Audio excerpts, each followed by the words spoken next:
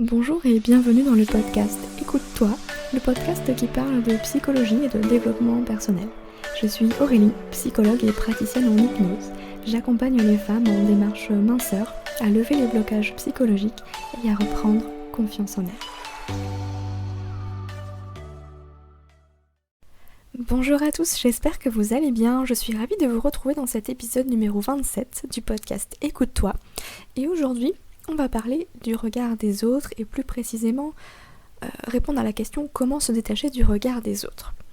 Alors quand la peur du jugement nous paralyse, le regard des autres sur soi devient pesant voire invalidant.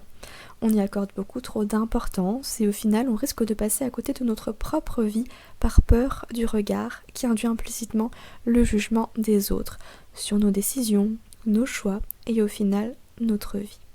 Alors comment faire pour sortir de ce cercle vicieux et se détacher du regard des autres? C'est ce que je vous propose de voir avec vous aujourd'hui. Sachez qu'avec cet épisode de podcast, il y aura l'article associé. Vous pouvez retrouver le lien directement dans la description de l'épisode. Alors le regard des autres, un jugement pesant. En fait, ce qu'on redoute le plus à travers le regard d'autrui, c'est son jugement, sa non-appréciation, ses critiques. Et pourtant, il y a des personnes qui semblent totalement détachées de cette question du jugement social et vivent leur meilleure vie parce qu'ils font ce qu'ils ont envie sans se préoccuper des conventions sociales des « qu'en dira-t-on ». Mais alors d'où vient cette différence ? Pour moi, cet écart de perception vient du trio confiance en soi, estime de soi et amour, image de soi. En fait, si une personne a confiance en elle, si elle a une bonne image d'elle-même et si elle a conscience de sa propre valeur, le regard des autres aura peu d'importance. Les jugements extérieurs ne viendront pas ébranler ce socle de confiance en elle puisqu'il est assez solide. Par contre, une personne qui a peu confiance en elle va se remettre en question beaucoup plus souvent et les critiques externes vont avoir plus de poids que sa valeur interne. Finalement, pour moi, c'est une question de poids. Et j'ai envie de vous poser une question. Quelle importance accordez-vous aux paroles des autres ? Pensez-vous que les autres ont davantage raison que vous ? Que les autres sont plus beaux et plus intelligents que vous ? Si la réponse est oui, c'est que vous avez une faible estime de vous-même. La bonne nouvelle, c'est qu'on peut la travailler. Ce qui m'amène au premier point pour sortir de ce cercle vicieux du regard des autres. En augmentant votre estime de soi, vous accorderez moins de poids à ce que pensent les autres. Et vous allez me dire, ok, mais comment on fait pour augmenter son estime de soi ? Dans un premier temps, je vous invite à vous poser avec une feuille de papier et à définir vos valeurs dans différents domaines, à la fois vos valeurs qui guident votre vie personnelle, votre vie sociale, votre vie professionnelle, votre vie familiale, etc. Vos valeurs, c'est vraiment ce qui compte le plus pour vous, ce qui importe le plus dans votre vie, dans tous ces domaines que je viens de citer. Ensuite, une fois que vous avez défini vos valeurs, demandez-vous si chacune des valeurs là que vous avez notées, elles sont bien respectées. Je vous donne un exemple. Si votre valeur principale, c'est de passer du temps en famille, et qu'en fait, vous êtes un bourreau de travail, il risque d'y avoir un déséquilibre. Là, votre valeur première, elle n'est pas respectée. Et forcément, ça entraîne un sentiment de frustration, un désalignement. Et il est important de rééquilibrer les choses. Donc, demandez-vous, ok, cette valeur-là, elle n'est pas suffisamment nourrie. Comment est-ce que je peux faire pour rééquilibrer un peu les choses ? Peut-être que ça ne va pas radicalement changer, effectivement, dans votre quotidien parce que ce n'est pas possible.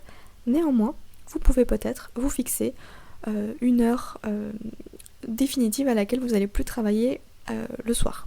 Par exemple, à partir de 19h grand maximum, vous arrêtez de travailler et vous passez des moments en famille. Pareil pour le week-end, etc., etc. C'est des petits détails mais qui peuvent faire leur différence. Ensuite, je vais vous demander de faire taire cette voix machiavélique intérieure qui vous répète sans cesse que vous n'êtes pas assez bien. L'idée c'est que vous devez être votre meilleur ami avec pour maître mot la bienveillance. Et vous verrez comme les choses changent quand on se parle avec respect. C'est quand même un comble, non ? On demande que les autres nous respectent et on n'est même pas fichu de se respecter soi-même. Commencez par là. Arrêtez de vous dire que vous êtes nul, incapable, pas assez bien, etc., etc. Transformez un peu ces phrases pour vous donner justement du positif. Dites-vous, je fais de mon mieux chaque jour. J'essaye de tendre vers quelque chose qui me correspond vraiment, etc., etc. Bien sûr que c'est pas parfait aujourd'hui. Est-ce que ça le sera vraiment un jour ? Est-ce que ça vaut la peine de se maltraiter soi-même avec ces mots blessants ? Je ne pense pas. Si ça vous a été utile, ne serait-ce qu'une seule fois, ok. Mais je pense que c'est pas le cas.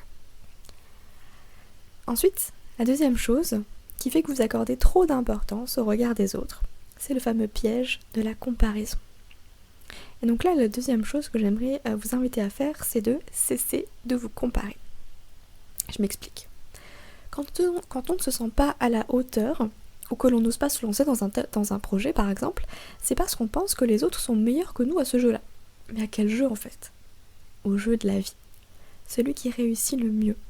Celui qui s'est marié et a acheté une maison avant 30 ans. Vaut-il mieux que celui qui a créé une entreprise et divorcé après 50 ans ? Tout est une question de point de vue. Seulement il existe deux types de comparaisons. Il y a les comparaisons ascendantes et les comparaisons descendantes. Les comparaisons ascendantes, c'est le fait de se comparer à quelqu'un que l'on estime supérieur à soi. Vous imaginez bien que là, on ne se sent pas forcément très bien. Et les comparaisons descendantes, c'est le fait de se comparer à quelqu'un que l'on estime inférieur à soi. Donc là, effectivement, on rehausse un peu sa valeur. Suivant le point de référence sélectionné, on peut se sentir soit super fier, soit complètement nul. Et ça montre bien qu'en fait, la comparaison n'est pas une mauvaise chose en soi. Elle peut nous aider à nous dépasser si on prend le bon point de référence. Par contre, elle peut aussi être destructrice si on choisit le mauvais point de référence. Si vous vous lancez dans l'entrepreneuriat, le fait de vous comparer à Steve Jobs ou Jeff Bezos, ça vous démoralisera certainement.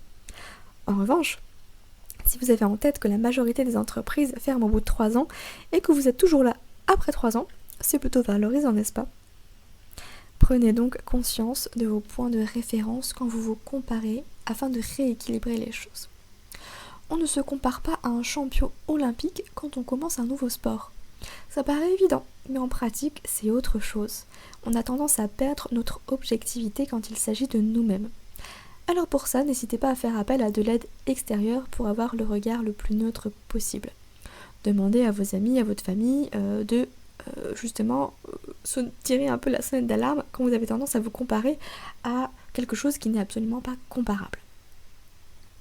Ensuite, demandez-vous si ce que vous enviez chez les autres est réellement ce que vous souhaitez. Imaginons que vous découvrez que votre meilleur ami du lycée devient un grand chef d'entreprise, qu'il a déménagé à Bali et qui vit sa meilleure vie. Ça vous fait vachement envie, non ? Et vous, comparé à ça, déjà au lycée, votre rêve c'était de fonder une famille, unie, et aujourd'hui vous l'avez. Alors qu'est-ce qui compte le plus à vos yeux ? L'idée en fait c'est de remettre les choses dans leur contexte pour nous aider à redescendre sur terre. Ok, super, votre ancien meilleur ami, grand chef d'entreprise à Bali, génial. Mais c'est son rêve à lui, pas le vôtre. Et peut-être que lui, il envie votre vie familiale. Donc, vraiment, n'oubliez jamais que ce que l'on voit de l'extérieur, c'est jamais la réalité. Si en façade, les paysages de Bali vous font rêver, qui vous dit que votre meilleur ami, là, il est pas en plein burn-out avec son entreprise ?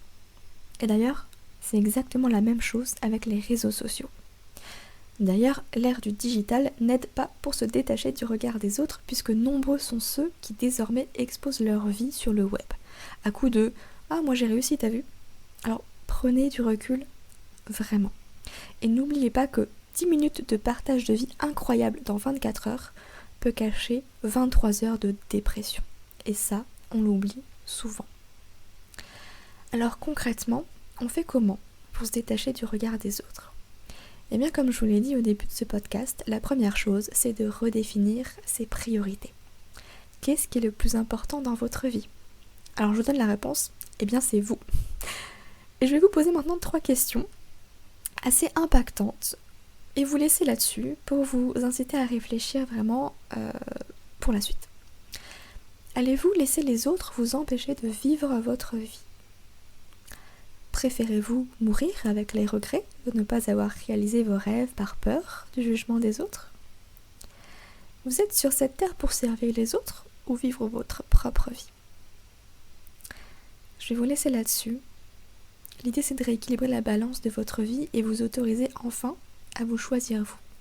Et j'irai même encore plus loin. La dernière question. Et si finalement les autres vous jugent négativement, vous critiquent, etc. Ça change quoi en fait dans votre vie ? Qu'est-ce que ça change? Est-ce que, encore une fois, la parole de l'autre a plus de valeur, que votre propre parole? À vous? Non, en fait, c'est juste des mots. Des mots qui leur appartiennent. Et vous avez peut-être déjà entendu cette phrase, mais la vie des autres, c'est la vie des autres. Si vous avez envie d'aller plus loin, je vous conseille le livre « S'accepter pour être heureux » de Yves-Alexandre Talman. Je vous mettrai également le lien en description de ce podcast, puisqu'il parle vraiment des comparaisons ascendantes, descendantes, et je le trouve vraiment super bien fait. Il est édité aux éditions Jouvence, donc c'est des petits bouquins qui coûtent moins de 5 € et qui font moins de 100 pages, donc qui se lit très vite et accessible à tout public. Donc vraiment, je vous encourage à aller le lire si ce sujet-là vous intéresse. En attendant, moi je vous souhaite une bonne journée, prenez soin de vous et je vous dis à bientôt.